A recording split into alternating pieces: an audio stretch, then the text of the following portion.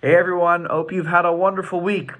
We're going to read this at the beginning of the Torah reading on Shabbat about how Yaakov sends a messenger ahead of him as he's returning to the land of Israel to meet Esav. And the messenger is supposed to tell Esav, Im Lavan, that Yaakov told me to tell you, Im Lavan garti va'echar arata, that I've been staying with Lavan, and I've remained there until now. Since I left our house, I ran away. I've been at Lavan's house. And the question is, why would Esav care? Who cares? What's he trying to communicate to him?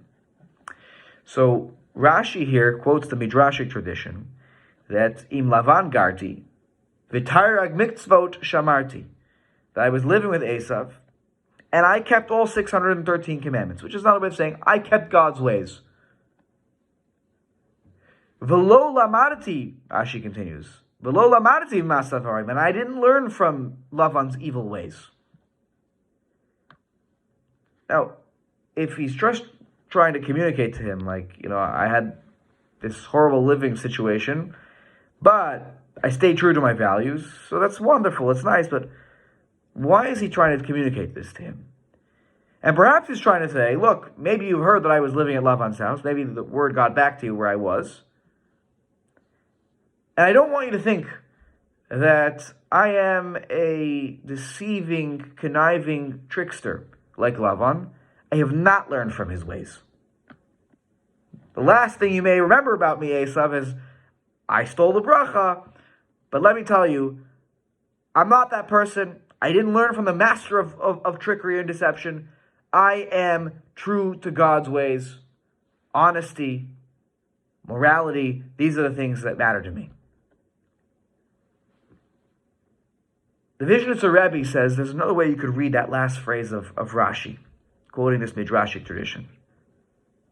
He says that Yaakov is really trying to tell him that after I've been living with Lavan for all these years, and I've literally watched, witnessed, and been victim of his horrible treatment and deception, Lamadati mizeh, I learned from this v'lo.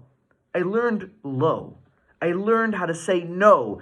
That I have the koach and I have the strength and the inner fortitude to say low, no. Living in Lavan's environment, being surrounded by it for 20 some odd years, for 20 years. How could you not be affected? And so as he comes back to the land of Israel, and he wants to try to make some sort of peace with Esav, he needs to convince Esav, I am not Lavan. I may have lived with him for so long, but I learned to say no to his ways, to say no to his influence, to say no to everything that he was all about. And that's not easy. But the first thing I want to tell you, Esav, is v'lo lamadati mima'asav harayim. I learned how to say no because of all of his evil ways. It made me stronger in having to say no to them. And aside from that, I think the pshat here of this midrash, the way that the Vayishlach Rebbe is reading it, is that it's his way of trying to communicate over to Esav, I am not a deceptive guy.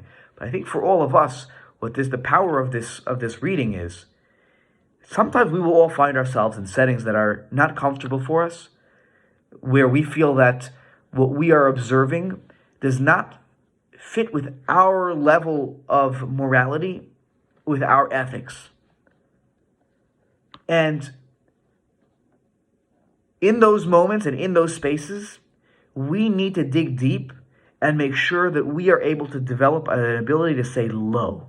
No, this is not me. I may be here, people are doing things that I don't approve of, and that is what it is, low. But for me, this is not something that I'm going to engage in. This is not something that I'm going to do. May we all have the koach, the strength, like Yaakov Avinu, to be able to say low, to say no, when we find ourselves in situations that we don't approve of, in situations that are not living up to our standard. We need to still be who we are in our inner core. Shabbat Shalom.